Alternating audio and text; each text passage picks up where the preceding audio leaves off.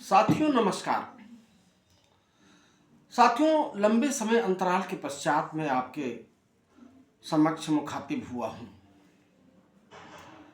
और आप मान के चलें कि दिसंबर के आखिरी सप्ताह से लेकर और अब तक पूरा जीवन अत्यंत ही व्यस्त रहा है।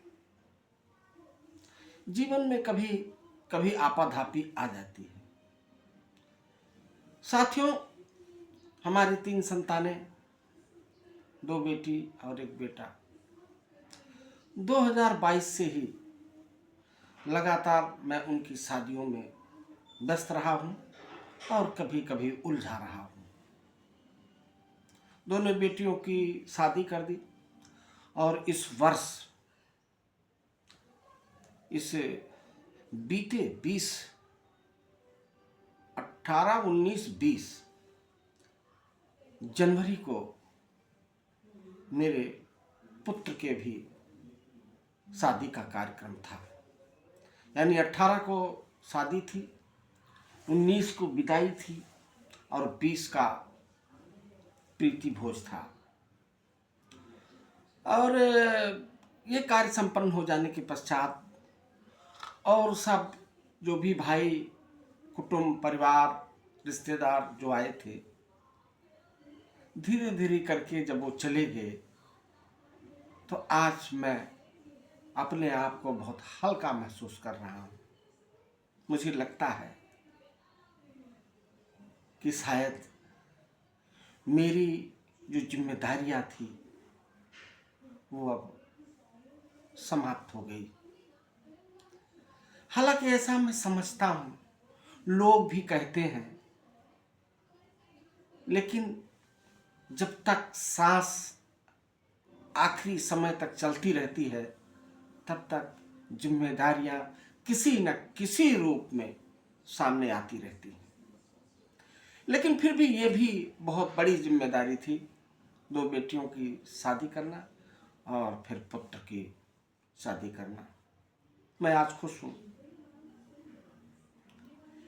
मैं खुश इसलिए हूं कि बेटियां भी कमा रही हैं और बेटा भी नौकरी में है और तीनों की शादी हो गई और तीनों अपना आगे का जीवन तय करेंगे। हमारे मार्गदर्शन की जहां भी जरूरत होगी हम उनको प्रदान करते रहेंगे अपनी सूझबूझ के अनुसार। साथियों, जब भी कोई इस संसार में आता है, अर्थात उसका जन्म होता है, जन्म से लेकर और मृत्यु तक जो अवधि है, इसी को जीवन कहते हैं। कुछ काल तक अपना कुछ नियंत्रण नहीं रहता। जन्म से लेकर और कुछ काल तक हम माता पिता के अधीन रहते हैं और हमें कुछ भी ज्ञान नहीं रहता। वो जिस तरफ मुड़ते हैं हम उस तरफ मुड़ जाते हैं।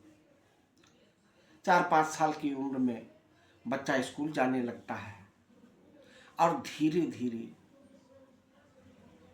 अपने परिवेश को, वातावरण को,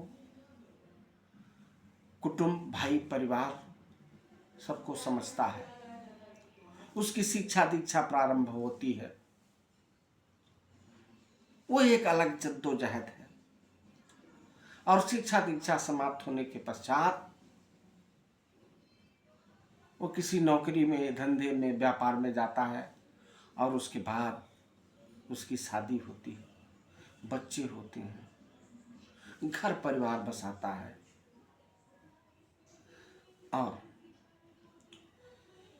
फिर वही प्रक्रिया दोहराई जाती है। बच्चों का बचपना, उनका लालन पालन, उनकी शिक्षा दीक्षा, उनकी नौकरी धंधा और इस प्रकार सब जद्दोजहद चलती रहती है।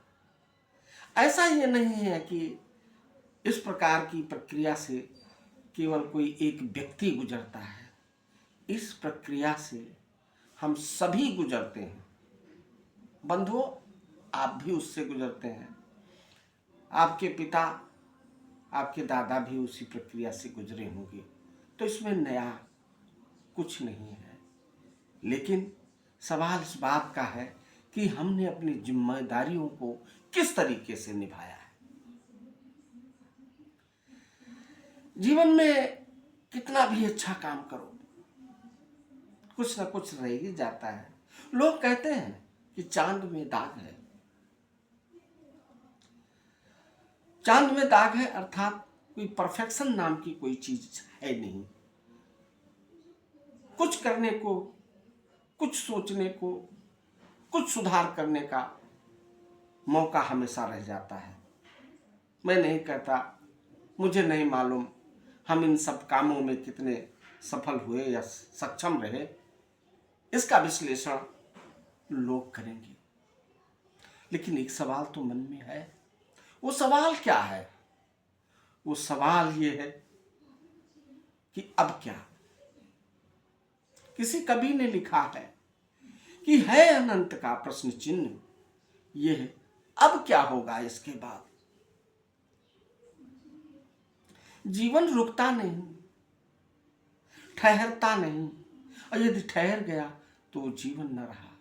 ठहरता उसी दिन है जिस दिन सांस आखिरी बार चलकर रुक जाती है। तो ठहरता नहीं, लेकिन नहीं, ये असमंजस कसमकस तो रह जाती है कि अब क्या।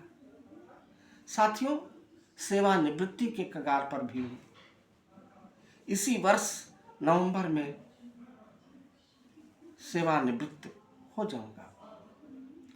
मन में बहुत सारे कौतूहल हैं, प्रश्न हैं।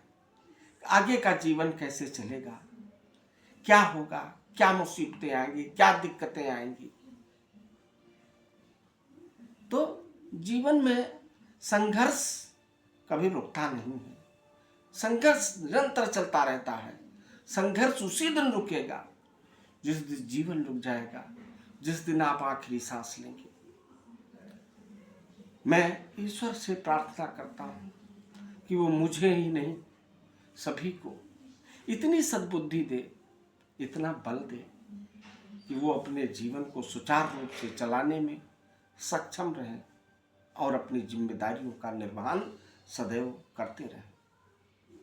मेरे अंदर भी जो अंतर्द्वंद है वो मैं आपके समक्ष प्रस्तुत कर रहा हूँ।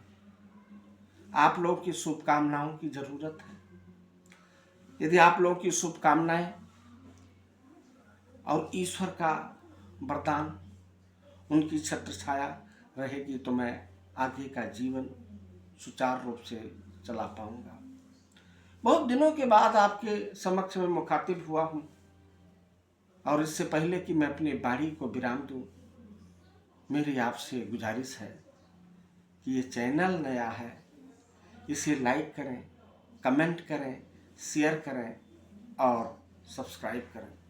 इसी के साथ मैं अपनी वाणी को विराम देता हूँ। नमस्कार साथियों।